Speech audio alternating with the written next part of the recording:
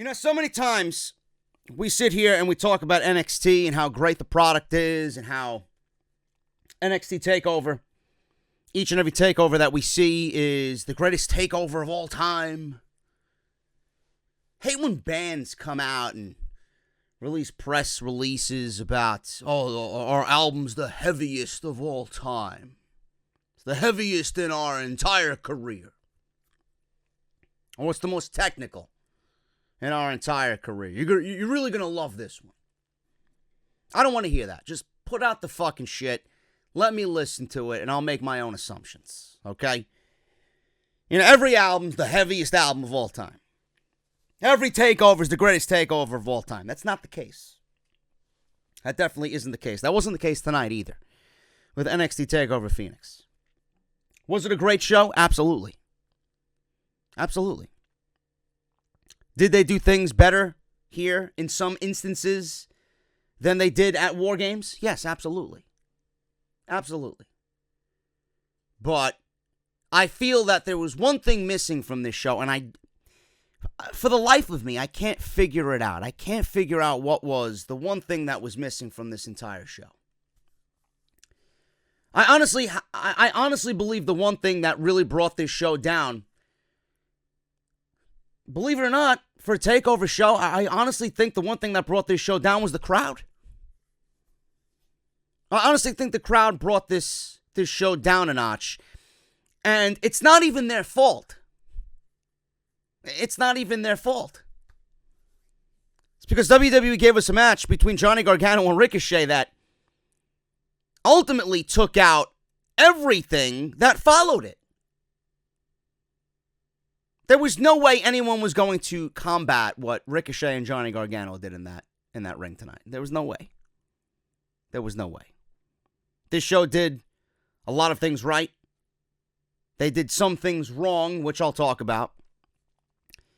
And I myself, I want to attack this in a different way. I'm not going to go over what happened. Match by match, move by move, sequence after sequence. If you guys are watching me right now, you watch the show. So I'm not going to sit here for an hour long-winding you about, Ricochet reversed a powerbomb off the top rope with Johnny Gargano when he flipped through. I'm not going to go over the chain wrestling that Johnny Gargano and Ricochet did that was masterful in their match. I'm not going to go over any of that. I'm going to go over exactly what you guys want me to go over. That's the result and where I see things are going towards WrestleMania weekend. Why some winners I agree with and one particular winner I don't agree with. I do not agree with whatsoever. NXT TakeOver Phoenix was a great show. I just think that it was too good. If this makes any sense whatsoever, it was too good. And in the end, the crowd was taken so out of it because of how good it was. If that makes any sense to you whatsoever. I don't know. It's late. I don't know what the fuck I'm talking about. But NXT TakeOver, we're going to go over it the best we can, man. A few things I want to make mention of. Number one, got to shout out Sal Rex. Got to shout out Mike Will. They do my thumbnails and my layout, respectively. So if you guys want anything done by them, any work done by them at all, they only work with real content creators. Okay? Real content creators. Not these fucking posers or these fakes who are nothing but fucking, I guess, irrelevant is the best word for me to put. They don't work with irrelevant YouTubers, okay? They work with the best. So if you guys want Mike Will and Sal Rex, make sure you guys go down to the comment section. We're going to link both of their Twitters down there. They'll do anything for you, whether you're wrestling related, gaming related. They'll do anything you need, man. So make sure you guys go and check them out on Twitter and tell them that I sent you because they are the best in the community right now. So thank you guys for doing both the layout and the thumbnail, not only tonight, but for the Royal Rumble tomorrow as well. Off the script, Friday, if you missed it, Royal Rumble preview and predictions. We went over it. 2 hours plus of the Royal Rumble preview and predictions. Make sure you guys go and check that out. There was an issue with YouTube. They weren't showing the recent uploads on the channel for everybody, literally, whether it was a Grimm's Toy Show or a Solid Monster, or it was just literally everybody in the community, everybody on YouTube. A lot of people, big and small, were tweeting YouTube all day long about their recent uploads not showing on the homepage and views being down significantly. So if you guys missed Off the Script, if you went to the channel, you might not have seen it, but I believe now the issue is rectified. Go and check it out. It is there live on the channel right now. So if you guys want to hear my Royal Rumble predictions, it's live on the channel. Also available on iTunes, Spotify, and Podbean if you guys want the audio version. But YouTube is the main home of Off the Script. Go and check that out if you guys want the video format. It's there on the channel right now, and it's linked in the annotation that you see in the top right corner of the screen. Off the Script will be uploaded around 12 noon tomorrow afternoon, right before the Royal Rumble, man. So you guys have plenty of entertainment between this and the Off the Script episode 258 part number 2 video that we got coming out Royal Rumble Sunday, man. So make sure you guys stick around for that as well. Keep an eye and an ear out for that. Follow me on social media, give it, man. You guys know the deal. JD from NY206 on social media, both Twitter and Instagram. JD from New York on Twitch. Hit that subscribe button down below. Turn on that bell for notifications. Patreon.com/JD from NY206. If you guys want to support the podcast through Patreon, completely optional. It's completely up to you guys. So make sure you guys go and check that out if you want to support the podcast through Patreon. Man, I don't know where to start. I'm going to start with the open of the show. We're going to start with the War Raiders. War Raiders versus the Undisputed Era. Undisputed Era, probably the best tag team in all of WWE right now. Kyle O'Reilly and Roderick Strong are definitely the stronger of the duo. No matter how you mix and match Undisputed Era, Bobby Fish was there until he got hurt. Roderick Strong was his replacement, and Roderick Strong has been so good in his role in Undisputed Era, I cannot even see Bobby Fish coming back into the fold, to be quite honest with you. Roderick Strong and Kyle O'Reilly are the strongest duo for the tag team version of Undisputed, and he has been phenomenal in his role with Undisputed Era. Kyle O'Reilly and Roderick Strong make up the best tag team in WWE. I can only imagine what these guys can produce if allowed to do so on the main roster. They went up against the undefeated team known as War Raiders. War Raiders came out, very Viking-like introduction and ring entrance. They had Vikings lined up in a V formation with the shield and the masks and the swords and the spears. The entire getup, smoke surrounding them, torches lit up on the LED boards. Underneath the smoke comes Hanson and Rowe of the War Raiders, and they do their entrance. Very, very epic. It was great. I was waiting for Amon Amarth to come out and start playing some Viking metal live on stage. One can only hope. But it was great nonetheless, man. Their entrance was fucking great, and it was pretty much a foreshadowing of what was to come for the conclusion of this match. Two different teams, two different styles, but they meshed beautifully together, man, and it's amazing how I watch NXT, and every single time we look at these takeover shows, and it's either number 1 or number 2. When you look at the tag team title matches on these shows, how they are at the upper portion of the show when we talk about it in the end, when we talk about the results of the show, how it's either 1 or number 2 from the top. These tag team title matches, man, they're absolutely fucking brilliant in every sense of the word. And a lot of that has to do with how great the Undisputed Era is. No matter if they're in the ring with the War Raiders like they were tonight, Oney Lorcan and Danny Burch, which was a very underrated match in Chicago back in May. Whether it was Mustache Mountain, whether it was Heavy Machinery, these guys know tag team wrestling, man. These guys are fucking brilliant at what they do. They're like scientists in a lab coming up with some fucking formula. You know, they're like chemists. They are unbelievable. They go in there and they're so scientific in what they do. They're so knowledgeable in what they do. They make tag team wrestling fun. They make tag team wrestling exciting. They show you exactly how tag team wrestling needs to be on the main roster, which I'll get into in a second. Cutting the ring off from their opponent.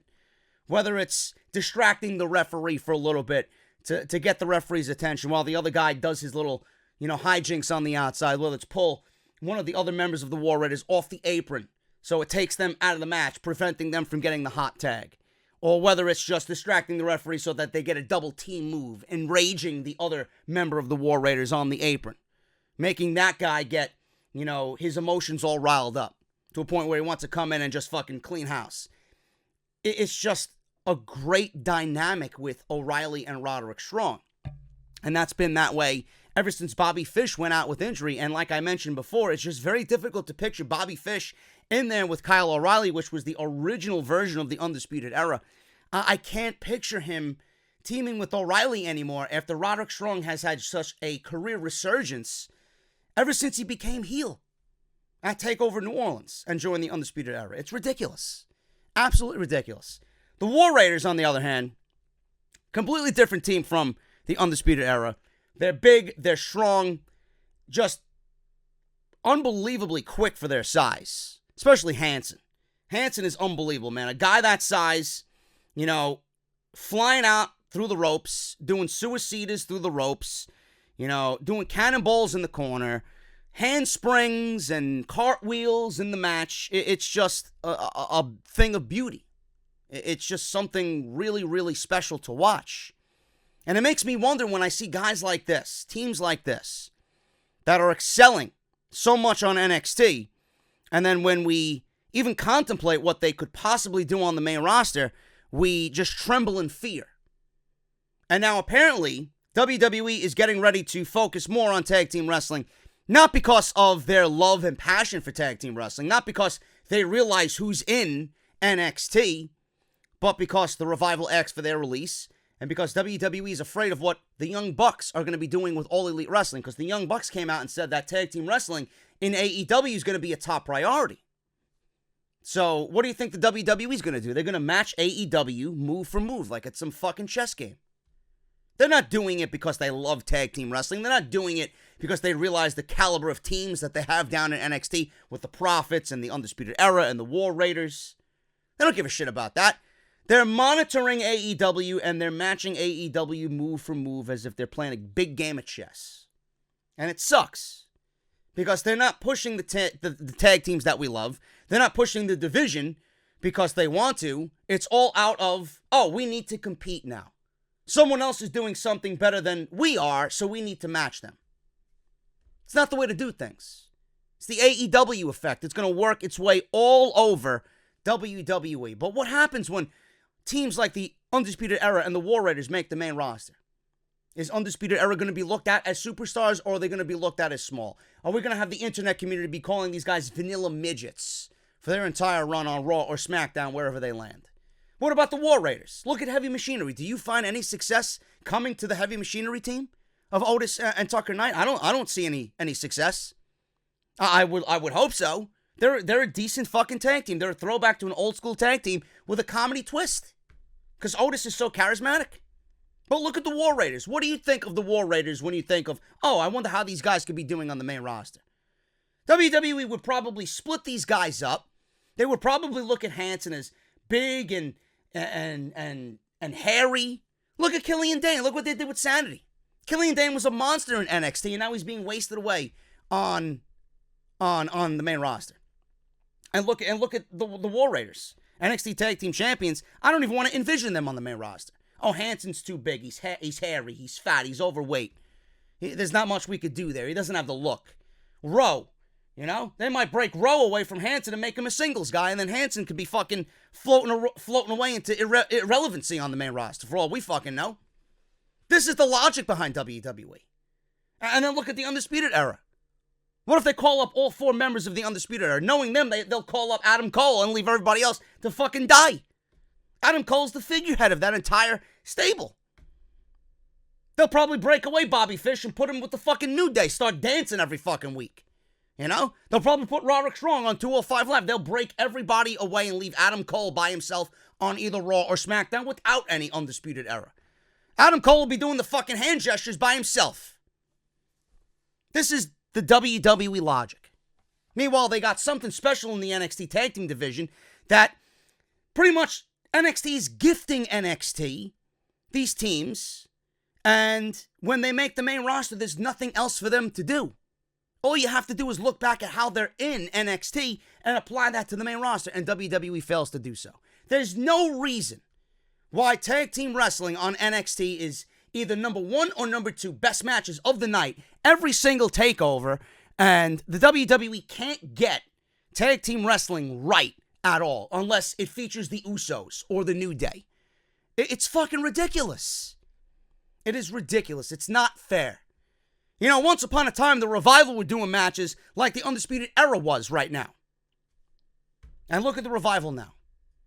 If they could take Revival, who every team they've been in the ring with has been fucking great, brought them to the best matches of their career, imagine what they could do with the Undisputed Era. Or is it now we are really in a new era and WWE is really going to focus on tag team wrestling?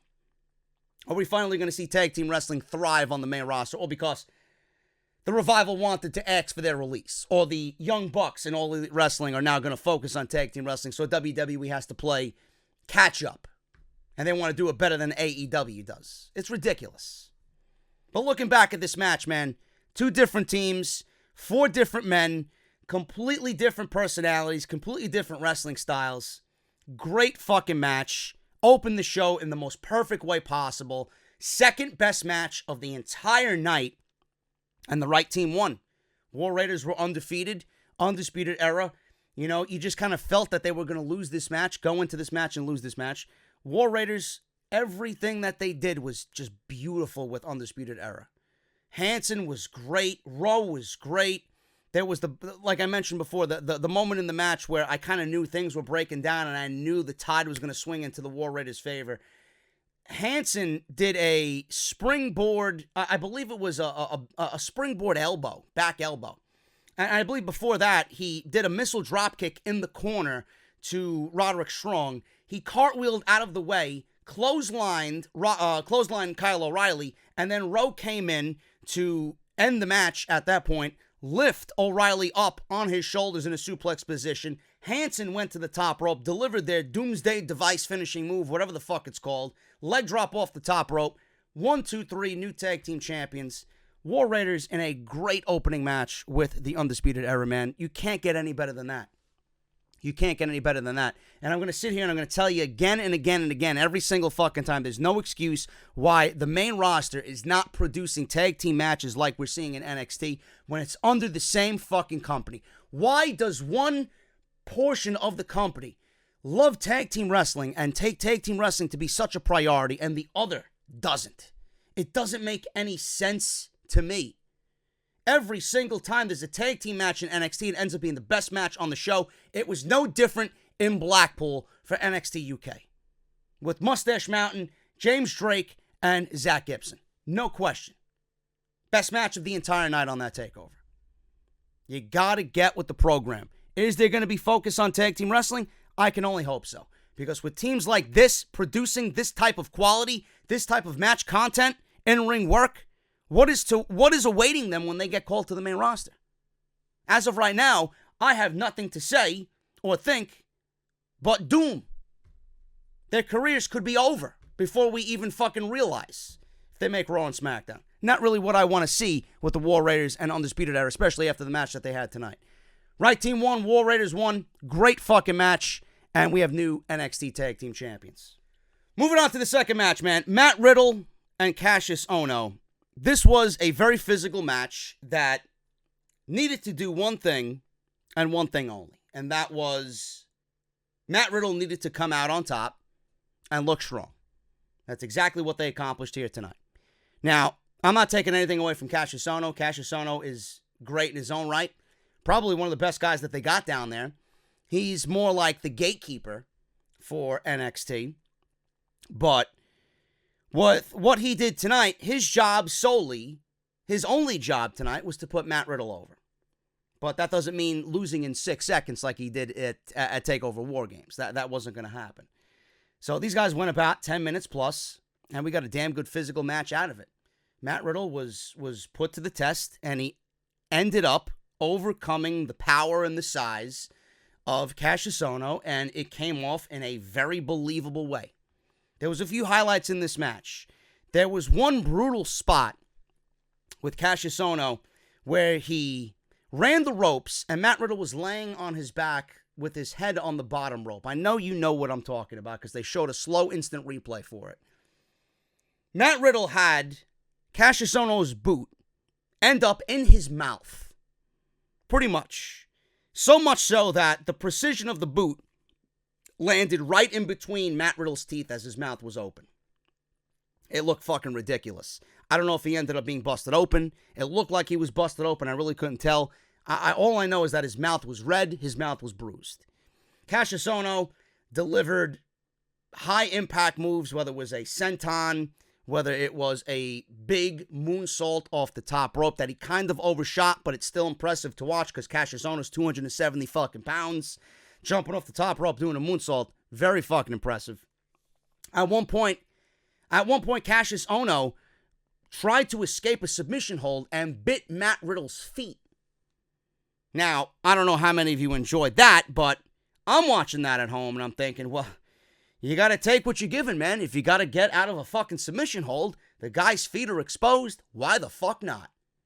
Why the fuck not? It just went to show you how bad Cassius Ohno wanted to beat Matt Riddle. But in the end, Matt Riddle was brutalized. It was a very physical match. He ended up overcoming Cassius Ohno in a big way. There was one spot with Matt Riddle at the end where he did a sleeper suplex. And this was fucking absolutely one of the most devastating spots of the night, man, because they showed that on replay.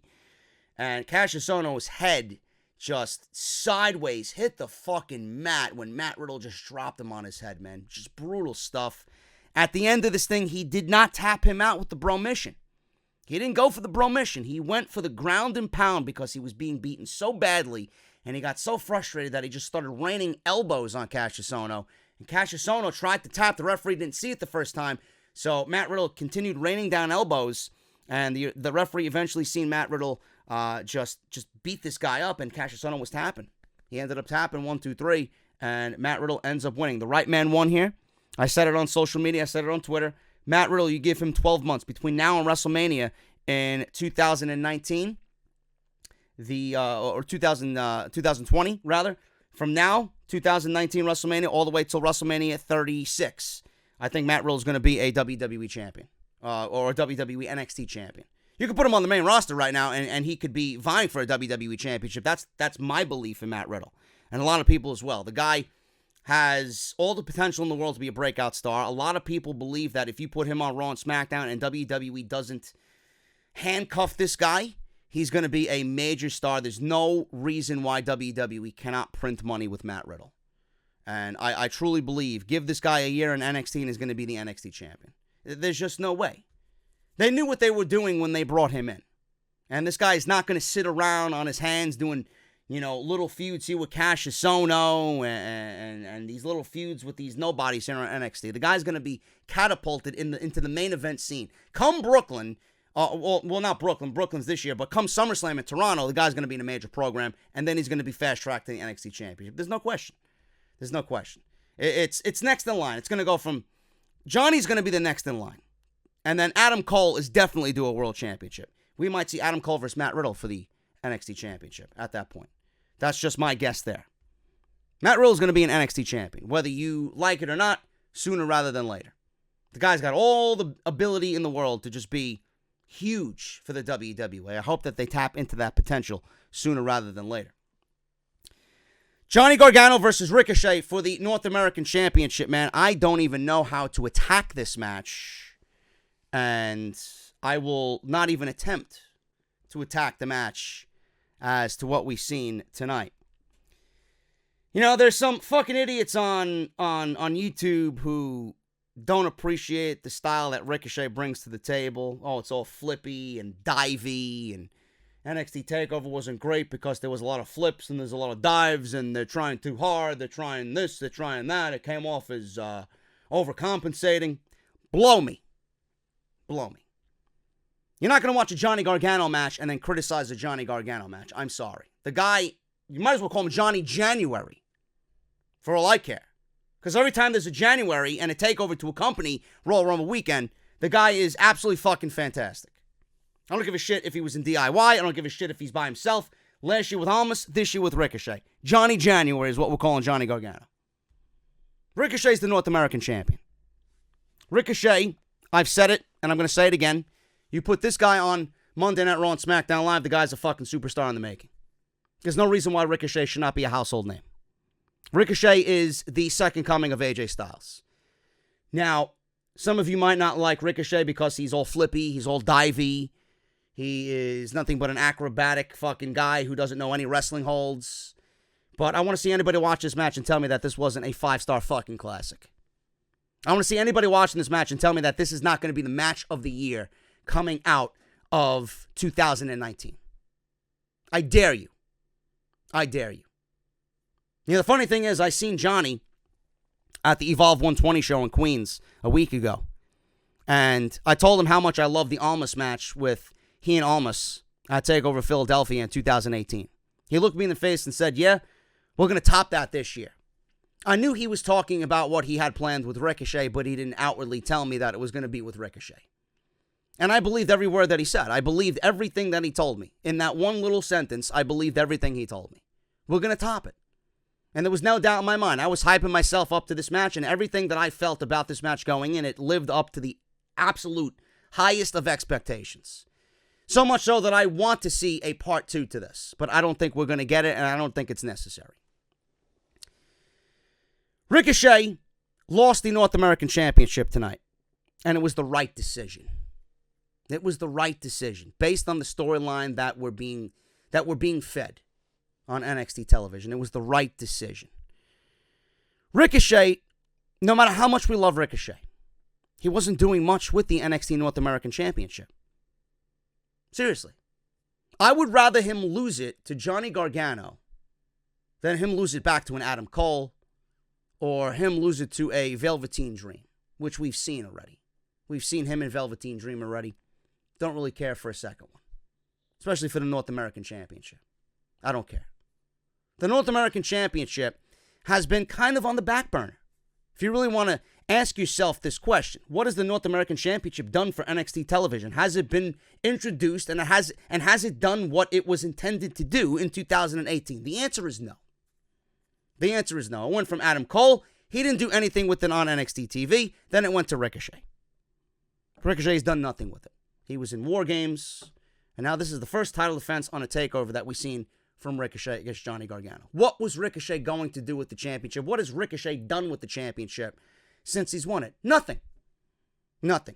I'd rather them take the title off Ricochet like they did tonight, put it on Johnny, and give the North American Championship a spotlight 1 year later in a match with Tommaso Ciampa, which we'll get to when we talk about Ciampa and Aleister Black. Johnny Gargano won the North American Championship. The North American Championship is now on someone who is going to give it the proper spotlight. The North American Championship is now in a feud that has been built up for a year and a half, and it's going to have a spotlight on it. The North American Championship is now on someone in Johnny Gargano and in a feud with Johnny Gargano and Tommaso Ciampa. Whether it's there or not right now is not really the issue. But the North American Championship is on Johnny Gargano, and it's in a storyline with Gargano and Ciampa that's going to main event WrestleMania weekend for NXT. If that isn't a reason to take the North American Championship over Ricochet, I don't know what to tell you. Why would you not want that? Why would you not want that end result? So Johnny wins the North American Championship. He goes on to fight Tommaso Ciampa at TakeOver for the NXT Championship. Title versus title. Johnny's going to put the title on the line against Ciampa's NXT Championship. Can't hold two championships. Obviously, if Johnny wins the NXT Championship in Brooklyn in April, he's going to give up the North American Championship. So what do we do? What do we do? Come the next TakeOver show, we'll have qualifying matches. People are going to qualify for a ladder match. And then we get a ladder match. We get a new champion crowned in the same way that we crowned the first champion. It works for me. Certainly works for me. I hope it works for you, because that's exactly what I would do. And it doesn't have to be Ricochet. It doesn't have to be Adam Cole. It doesn't have to be anybody else taking a loss. Because if they do it in the same way that they did it the first time in New Orleans, it's going to go to somebody based on the unpredictability of a ladder match, which Velveteen Dream can win. And he has the say in which, I beat Ricochet and Adam Cole and this guy and that guy and this guy in a ladder match for the North American Championship without actually having to pin them. So it works out for everybody. Now, I was going to say initially do a tournament, but I wouldn't do that. Too many tournaments, and I'm sure WWE is going to have more tournaments going on in the summer of 2019 anyway. We'll do the ladder match. It makes more sense to do it in the same way that they crowned the first champion. Everybody vying for the title again in the same way, but this time, the Velveteen Dream wins it, and he becomes the new North American champion. That's exactly what I do. I don't know what you guys would do, but I honestly think putting the title on Johnny Gargano was the absolute best decision that NXT made tonight. Because not only does it make Johnny finally look like we all wanted him to look, he's had so many failed opportunities at the NXT title, and now we're looking at him, he's a North American champion. So it's kind of come full circle for him. You know? All that bitterness and all that sadness and all that, oh man, what if? Coming from Philadelphia last January, now come full circle now this January, Johnny's the North American champion. So it's kind of bittersweet. He's got a championship, but he's not the championship that we want Johnny to be holding. I think it's great. This match was fantastic, folks. Question I asked on Twitter. Was it better than the Almas match? I'm going to sit here and tell you absolutely, without any hesitation, the answer is no. It was not better than the Almas match in January, and I could say that wholeheartedly. This was a different beast compared to the Almas match. Johnny was playing two different characters, back in January compared to now. In 2018 compared to January 2019. He was the underdog babyface. He was the come from behind Johnny wrestling, never say die attitude. Johnny, this time around, he's channeling that Johnny wrestling, but he's also trying to be Johnny badass, quote unquote. He's trying to, I guess, he's trying to be Johnny wrestling, but that Johnny villain wants to come out and he wants to just be bad. He wants to do what's wrong to try and get ahead. And he's fighting two different demons. He's fighting the light and he's fighting the dark. I feel like this is Johnny's character right now. He's trying to do what's right, but he knows that doing wrong is going to get him further ahead than doing right. And this is what I get from Johnny Gargano. So it's two different characters compared to the two. He tried to be good Johnny Gargano in his match with Ricochet, but then he ultimately ripped the mat up, and he ended up using that to his advantage to win the North American Championship tonight. Big DDT on the outside, and then big DDT in the ring ended up winning him the North American Championship. Back in January, it was come from behind. Almas did this, and he couldn't put Johnny away. And, Johnny ended up beating himself pretty much in that match. In this match, Johnny took every avenue he could to make sure he was going to win the match. And one thing that he did is prove his bad side. The bad side overcame the good, and the bad side ended up winning him the match. So that's why the match with Almas is really my Johnny Gargano preference compared to what we've seen tonight. The story told there was much different than the story told here. But the outcome here, we got Johnny winning the championship. Then I still even wonder what would happen if Johnny won the championship back in January. I'm looking back at it now, and I'm glad he didn't win the championship. For so many months coming out of that event, I'm like, damn, Johnny should have won the title. How could you not give him the championship based off that crowd reaction? As months and months and months and months went on and matches with Champa happened every single takeover, and now looking at Johnny Gargano now as the North American champion, I look back at that, and I'm glad he's not the NXT champion. I'm glad. Because now look at where we are. Look at where we are. If Johnny Gargano won the championship then, we wouldn't even be standing here talking about Gargano and Champa 4, title versus title at TakeOver Brooklyn 5, WrestleMania weekend. Aleister Black probably wouldn't have gotten his opportunity at Champa tonight. We wouldn't have gotten the Champa versus Black match as Champa became the NXT champion. So many things just fell into place perfectly with that match, Black's injury, and now where we are here. And everything has just been told brilliantly. I have absolutely no problem with what's been told with any of these guys going into WrestleMania. It's just beautiful storytelling. It is beautiful fucking storytelling. Johnny Gargano wins the North American Championship. I couldn't be happier.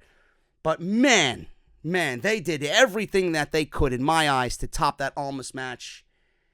And they came ever so close. But I gotta give the edge to the Almas Gargano match, man. This was fantastic. Absolutely fantastic, man. You got to go out and watch it for yourself and see exactly what Ricochet and Johnny Gargano did, man. The one thing that really stood out with me is how great not only great, but how fucking masterful their chemistry is, man. If you watched that match and you didn't appreciate the work that those two guys did together in that ring, the magic that they created in that ring tonight, you're not a fan of professional wrestling, man. You shouldn't even be on this platform talking about NXT, let alone fucking WWE wrestling or wrestling in general. Absolutely beautiful with what those two guys did tonight, man. You got to go and watch it. Will it be match of the year? I would say it's an incredible chance. I give it 95% chance that that's going to end up being match of the year for WWE. No question. Absolutely no question, man. Johnny Gargano wins the North American Championship. He is your new North American Champion. He's going on to WrestleMania weekend as your North American Champion in the main event of TakeOver Brooklyn number 5. Moving on here, man. Bianca Belair versus Shayna Baszler for the NXT Women's Championship. I had people come out tonight and tell me that I don't know anything about wrestling, that I should stop talking about wrestling because of my stance and my view on this match. To those people, I say, fuck you. Okay? So, for those people who discredited me on my opinion, I don't really give a shit. Because what I stated on Twitter is exactly what I stated on Twitter, backed by what I've said for about 4 weeks now. Shayna Baszler is the NXT Women's Champion. She is absolutely great at what she does. In fact, at this point, I don't even think she's getting called up because when I look at Shayna Baszler and what she's done in NXT, Triple H probably looks at her as his Ronda Rousey. In most cases, she's better than Ronda Rousey. She just doesn't have the name recognition that Ronda Rousey commands. She's been put into a match in a feud with Bianca Belair. Okay, this was a last-minute thing. Okay, I would have preferred something else. And I would have preferred something else because I don't think Bianca and Shayna Baszler ultimately match up at all. I don't think this was going to be a well put together match with the two clashing styles. Bianca's still young. 2.5 years, 3 years in this business. Shayna Baszler's still relatively young. Mistakes are going to happen. A clash of styles is going to happen. So I'd much rather see a Bianca Belair versus an Io Shirai or Kairi Sane or Candice LeRae. Someone who is more of that type of wrestler. Instead of Shayna Baszler, who's very ground and pound, very methodical, very slow-paced. She works an arm, she works a limb. She's not overly flashy. Bianca Belair is overly flashy in everything that she does. She's quick, she's athletic, she's high-flying. She can do that wow. She'd give you that wow. She's not known really for anything that Shayna Baszler is known for. So coming into this match, I was already concerned about the clash of styles. Now, one thing that obviously reared its ugly head in this match, which I don't blame the women for, is the crowd reaction to this match, okay? Bianca Belair was coming into this match a heel. She was supposed to be playing a babyface role, which I do not want Bianca Belair playing a babyface role. That's not the role that's intended for her. Bianca is a bitch. Bianca's a show-off. She's the EST. She's gone around telling everybody how she's great, how she's the best at everything, she's the best that NXT has to offer, how she's undefeated. This is not a babyface heel dynamic. This was a heel dynamic. So they're already behind the 8 ball as it is, just based off that dynamic. And then coming off the Johnny Gargano Ricochet match, both of these women were sent out there to drown because of that match and them following Gargano and Ricochet. How can anyone follow Gargano and Ricochet after they gave you a 30-minute, 5-star fucking classic? It is humanly impossible.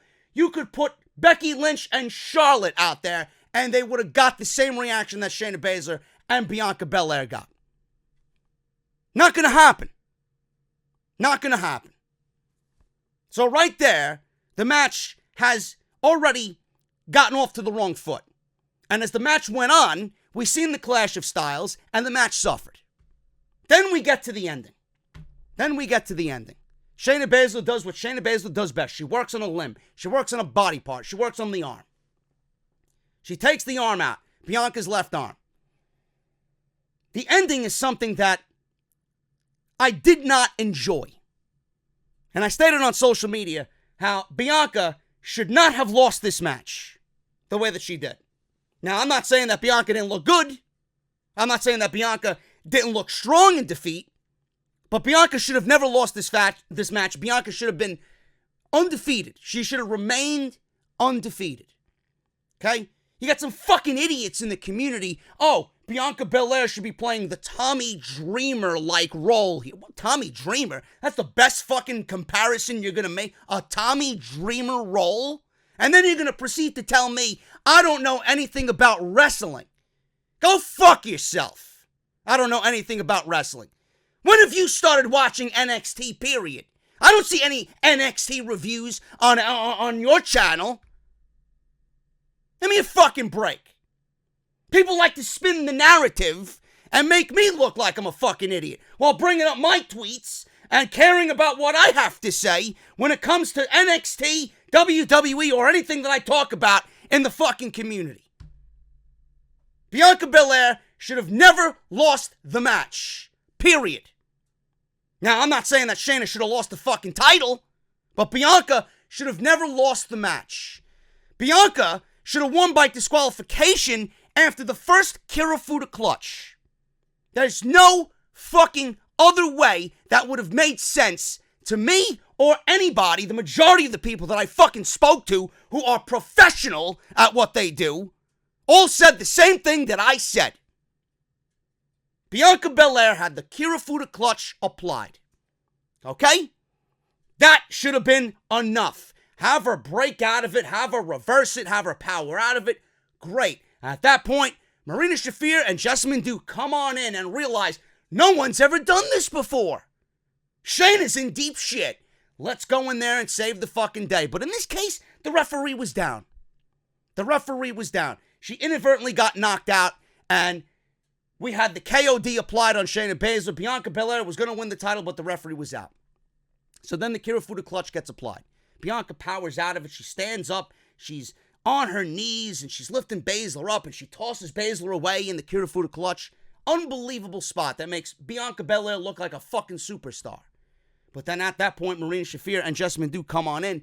That should have been a disqualification. That should have been a fucking disqualification. With the referee down, there should have been a fucking disqualification when the referee woke up and seen all this shit happening. That should have been the ending of the match. There's no reason why Bianca Belair needed to fucking pass out and have her undefeated streak lost because of this shit. Now what do you do with Bianca Belair? Oh, you could cite that Bianca Belair looks like a superstar. She powered out of the Kirifuda clutch not once, but twice. But the second time, it was just too much for her. You can cite all those reasons, but she still lost. She passed out. She lost. She's not undefeated anymore. Where does she go from here now? Where does Bianca go from here now? Now that she has a blemish on her record. She can obviously cite, oh, well, I got lowballed here by the horsewomen. They interfered in the match when they seen the referee was down. But what good is that going to do? What good is that going to do? I don't see Bianca Belair getting another one-on-one match with Shayna Baszler. In fact, I see Kairi and Io probably joining them in a fatal four-way. That's the way I see it. Because I don't think WWE's going to pin Shayna Baszler. I don't think WWE's going to pin Shayna Baszler at all. So Bianca had her undefeated streak lost for no reason, and the outcome was fucking stupid, and they could have reworked that just slightly to give Shayna Baszler a loss by DQ. She holds the title, and Bianca remains undefeated. I don't know why people are happy that Bianca is no longer undefeated here in NXT. What does she have? Now, what does she have? Are they making her a babyface? If that's the case, she's going to be portraying a role that's not for her. She's a heel. When she wins the title, which will be eventually, she's going to be feuding with other babyfaces. This doesn't make sense. A come from behind, I got robbed, babyface mentality. It's not going to work here.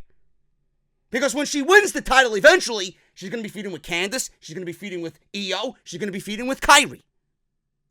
They're all babyfaces. Give me a fucking break. This ending was fucking terrible. The match wasn't even that good, but I don't blame the women because they followed Ricochet and Johnny Gargano. No one is going to come out and follow that match. No one. Absolutely no one. And I don't even think WWE could have done anything about it. You could have put anyone in that spot.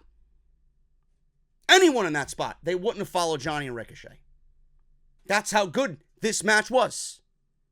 And this is why I stated in the beginning of the show, beginning of the podcast, NXT Takeover tonight felt like something was off. It felt like something was off. And I honestly think that the show and the matches that they put on this show, some of them were just so fucking good that are actually being a detriment to the show. And in this case, Ricochet and Johnny Gargano was so fucking good that actually ended up causing a negative for what followed it. And these women were not the only ones who suffered from that. Tommaso Ciampa and Aleister Black suffered from it as well. But there's a whole nother issue with that match as well, which I'll talk about now. Aleister Black and Tommaso Ciampa for the NXT Championship. Quickly here, before I just continue going on here. It's late in the morning. Tommaso Ciampa and Aleister Black. We got an NXT Championship match, and you guys know the feud. You guys know what's going on. Aleister Black is out for revenge. Aleister Black is out for redemption because of the injury that happened. He lost the championship to Johnny. He vanquished Johnny. Now he wants Tommaso. He wants the title back. Perfect story. It all lined up perfectly for Aleister Black. Tommaso Ciampa and Aleister Black in the build for this match have been so physical. It's been so intense that I'm looking at these two on NXT TV and I'm like, damn, this match is going to be fucking physical. This match is going to be brutal. It's going to be a fucking fight. We get to the match, and the match starts off in that same way. It's going to be a fucking brawl. It's going to be a fight. They're going to fucking shed blood. They got a collar and elbow tie-up applied. They have it applied, and they force themselves out of the ring. Still got the collar and elbow tie-up applied. And they just start off in a very physical way. Tommaso Ciampa ends up getting the best of Aleister Black, and all it took was one spot on steel steps. Threw him into the steel steps and then suplexed him on the steel steps, which his left leg draped across the steel steps on the outside. Absolutely brutal. Took him out of the whole fucking match. And Tommaso Ciampa made this an issue throughout the entire match. He worked a very methodical, slow-paced, very heel-like match, working on that one body part, taking away Aleister Black's main asset, which was his legs, which is the Black Mass. That's what this entire match was. Now, I'm not going to sit here and tell you that the match wasn't good, because the match was fucking great. If you love scientific wrestling, if you love a Daniel Bryan, AJ Styles-like match, this is for you.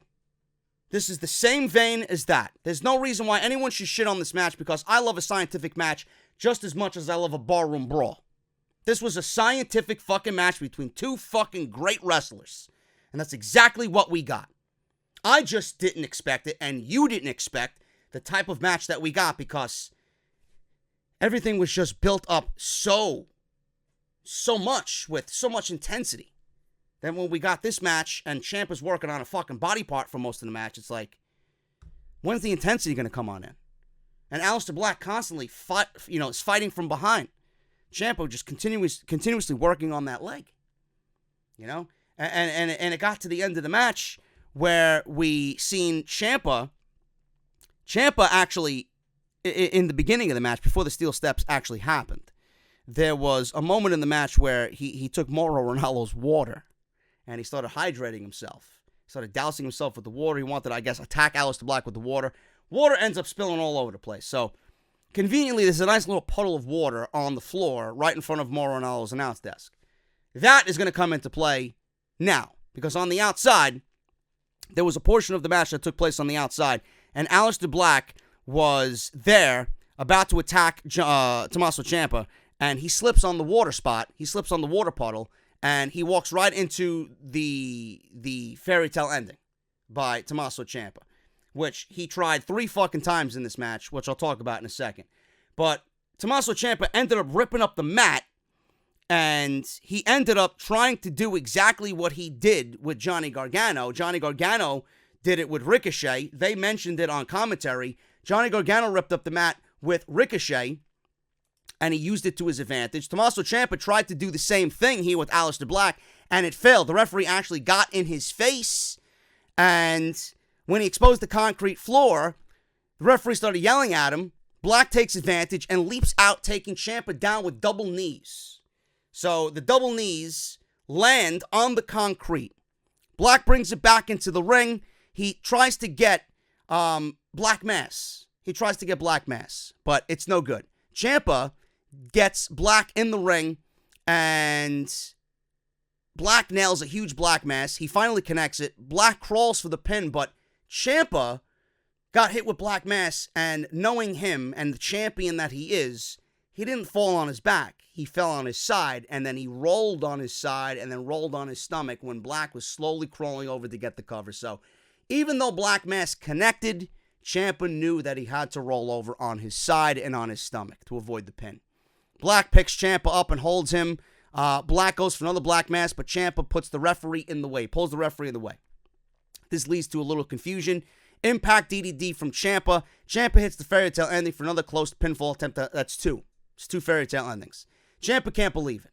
At this point, I can't believe it. I thought it was over. Ciampa goes for another fairy tale ending. He hits it in the middle of the ring. Ciampa picks Black right up, but Black nails him. Knee goes, the knee goes out because the whole story of the match was Aleister Black's knee. The knee goes out, and Black tries for another Black Mass, but Ciampa takes advantage, dropping him with one more fairy tale ending, gets the pin and the win, and he retains the NXT Heavyweight Championship. Tommaso Ciampa wins. It was a very, very good match. It was just the fact that we all expected something different. And being that we got something different, compared to what we expected, that doesn't make it a bad match. This was a fantastic match with two guys who are absolutely the best at what they do. And we got a scientific Daniel Bryan, AJ Styles type match to close TakeOver. And I have no problem with that. It's just the fact that, again, Johnny Gargano and Ricochet affected everything else that followed it. Johnny Gargano and Ricochet literally affected everything that followed it because of how fucking great it was. And I don't believe I'm sitting here and I'm saying this all through this review, but it's the goddamn fucking truth. The crowd was dead for most of the women's match. They started to rile themselves up when Bianca tried to fight out of the Kirifuda clutch.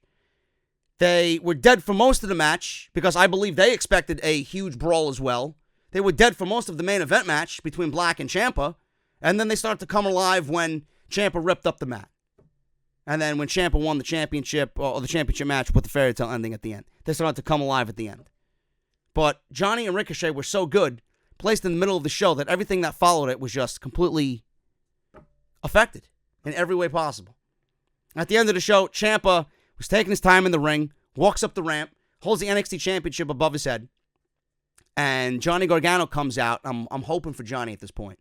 I'm hoping for Johnny. I'm like, where's Johnny? Where's Johnny? Johnny's got to come out. Johnny comes out and holds the championship above his head, and he's standing side by side with Ciampa as they're both holding their respective championships above the head. And I'm like, this is your main event. Johnny on NXT TV was staring at Ciampa with the NXT Championship. He was looking at the NXT Championship. He was about to shake Ciampa's hand. Candice came and cock-blocked him. He comes out. He won the championship like Ciampa said he should. So he won the championship. They stood side by side. And it looks like Johnny is warming up to Ciampa. But that doesn't mean Ciampa is safe from Johnny Gargano. Johnny wants the championships and he wants the wins. You think because he won the North American Championship, Johnny's going to be happy? It's like going to a bar, drinking a beer. You can't just have one. One leads to two, two leads to three, three leads to four. You think Johnny's going to stop at the North American Championship? Absolutely no fucking way. He wants the NXT Championship now. He's going to befriend Tommaso Ciampa. He's going to praise him for a job well done and thank him for getting him to go reach out to Ricochet and lobby for this match. He won the championship based on Ciampa's recommendation. Ciampa's going to get good in, or Johnny rather is going to get good in with Ciampa. He's going to trust him. He's going to, teach Ciampa a lesson on, getting back at him with his own medicine or something like that. Ciampa is going to be so trusting of Johnny, but Johnny is working for himself to get the championship from Ciampa. If you can't beat him, join him. Or teach him with his own medicine along those lines. That's exactly what's going to happen.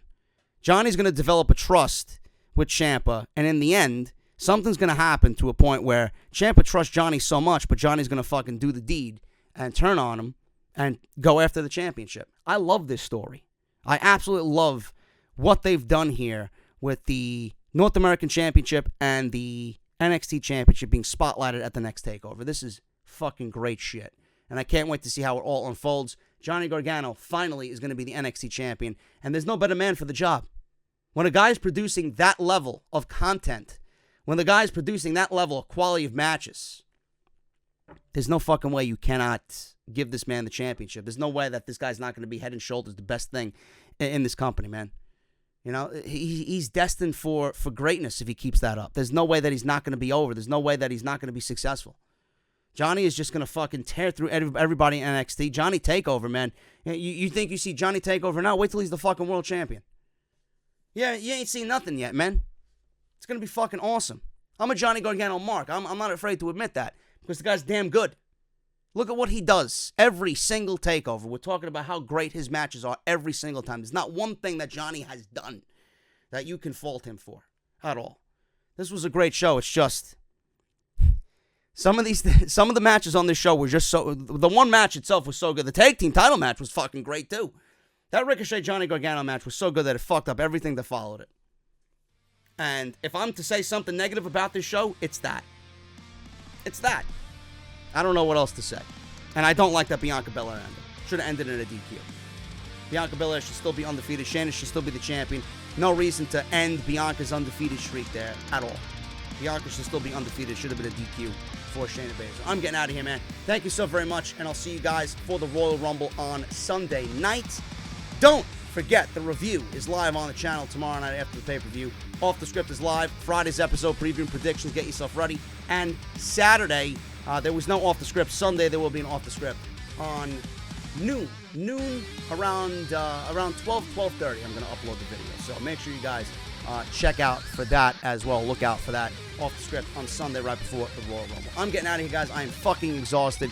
Thank you guys so very much, and I'll see you all right back here tomorrow with more content right here on the channel. Hit that thumbs up, and I'll talk to you all later, man. Thank you so much.